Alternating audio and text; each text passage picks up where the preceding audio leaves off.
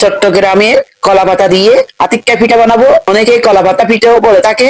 শীতকালের এই মৌসুমে আপনারা খুব সহজে এই পিঠাটি বানিয়ে নিতে পারবেন। খেতে অসাধারণ হয়। এই পিঠাটা খেতে এতটাই মজার হয়। আসসালামু আলাইকুম। কলা নিয়েছি, বাংলা কলা। আপনারা যে কোনো কলা দিয়ে এই পিঠাটি বানিয়ে নিতে পারেন। কলাগুলা খোসা ছাড়িয়ে নিচ্ছি। পাকা কলা মিষ্টি দেখে নিতে হবে।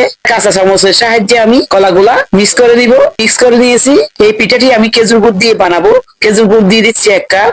কলা যেহেতু মিষ্টি, লবণ পরিমাণ মতো, নারকেল কুড়ানো আমি এভাবে দিয়ে দিচ্ছি। এভাবে নারকেল কুড়ানো দিলে যখন কামড় পড়বে তখন খেতে খুব ভালো লাগে।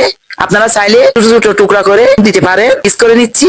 1 কেজি বিন্নি চাল ধুয়ে পরিষ্কার করে 1 ঘন্টার জন্য রেস্টে রেখে দিয়েছিলাম। পানি জড়িয়ে শুকিয়ে নিয়েছি। চালগুলো দিয়ে দিচ্ছি। রেখে নিব। 1 ঘন্টা আগে থেকে চাল ভিজিয়ে রাখতে হবে।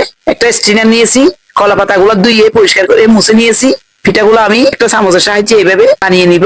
পাটি সপ্তাহের মতো বানিয়ে নিতে হবে। কলা পাতাটা আমি এভাবে মুড়িয়ে দিচ্ছি। স্ট্রেনারের মধ্যে সরাসরি বসিয়ে দিব। সবগুলো আমি এভাবে বানিয়ে নিব। এভাবে বাস করে দিচ্ছি। এভাবে আপনারা চাইলে বানিয়ে নিতে পারবে। এক পাশে লম্বা করে দিয়েছি, এই পাশে এভাবে সাজিয়ে সুন্দর করে দিয়ে দিচ্ছি। এক পাশে এক এক রকম করে দিতে হবে। ভাতটা উঠে আসবে।